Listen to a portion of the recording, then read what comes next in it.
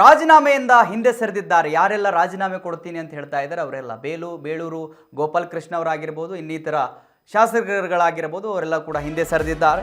ನೋಡಿ, ಕೊನೆಗೂ ರಾಜೀನಾಮೆಯಿಂದ ಹಿಂದೆ ಸರಿದಿದ್ದಾರೆ ಬೇಳೂರು. ಸಿಎಂ ಡಿಕೆಶಿ ಭೇಟಿಯಾಗಿದ್ದಾರೆ. ಬೇಳೂರು ಗೋಪಾಲಕೃಷ್ಣ ಅವರು ಬೆಂಗಳೂರಿನ ಸದಾಶಿವನಗರದ ನಿವಾಸದಲ್ಲಿ ಭೇಟಿಯಾಗಿದ್ದಾರೆ. ಬೇಳೂರು ಗೋಪಾಲಕೃಷ್ಣ ಅಪ್ಪಾಜಿ ನಾಡಗೌಡ ಅವರು ಭೇಟಿಯಾಗಿದ್ದಾರೆ ಸಿಎಂ ಅವರನ್ನ. ಸಚಿವ ಸ್ಥಾನ ಸಿಗದಿದ್ದಕ್ಕೆ ನನಗೆ ಬಹಳ ನೋವಾಗಿದೆ.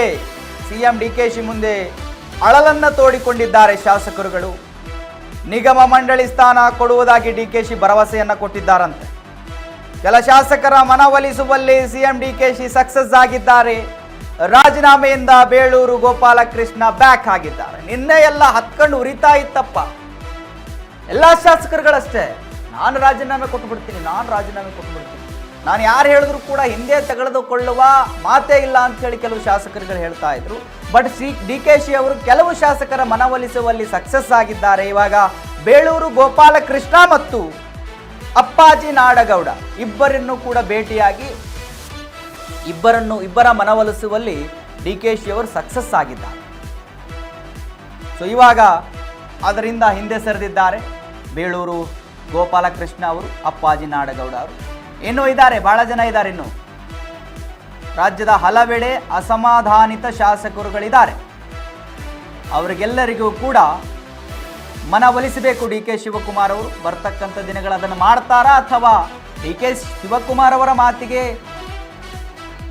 ಒಪ್ಕೊಳ್ತಾರಾ ಇನ್ನು ಉಳಿದ ಶಾಸಕರು ಅನ್ನೋದು ಕೂಡ ದೊಡ್ಡ ಪ್ರಶ್ನೆ ಇದೆ.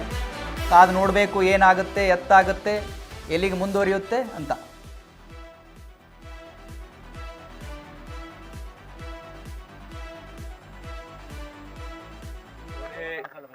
ನಿನ್ನೆ ಭಾಳ ನೋವಾಗಿದೆ ನನಗೆ. ನಿಜವಾಗ್ಲೂ ಮಂತ್ರಿ ಸ್ಥಾನ ಸಿಗುತ್ತಂತ ನಿರೀಕ್ಷೆಯಲ್ಲಿದ್ದಂಥವರಿಗೆ ಭಾಳ ಇದು ಆಗಿ ನೋವಾಗಿ ನನ್ನ ಕಾರ್ಯಕರ್ತರು ಎಲ್ಲ ಹತ್ಕೊಂಡು ಊರಿಗೆ ಹೋಗಿದ್ದಾರೆ. ಆದರೆ ಏನು ಮಾಡೋಕ್ಕಾಗತ್ತೆ, ಇವತ್ತು ಪಕ್ಷ ಅಂತ ಬಂದಾಗ ನಾನು ರಾಜೀನಾಮೆ ಕೊಡಬೇಕಂತ ತೀರ್ಮಾನ ಮಾಡಿದಾಗ ಮಾನ್ಯ ಮುಖ್ಯಮಂತ್ರಿಗಳು ಕರೆದು ರಾತ್ರಿನೇ ಫೋನ್ ಮಾಡಿದರು. ಯಾವುದೇ ನಿರ್ಧಾರ ತೆಗೆದುಕೊಳ್ಳಬೇಡ, ನನ್ನ ಹತ್ರ ಬನ್ನಿ ಅಂತ ಹೇಳಿದರು. ಬೆಳಿಗ್ಗೆ ಕರೆಸಿದ್ರು, ಮಾತಾಡಿದ್ದೀವಿ.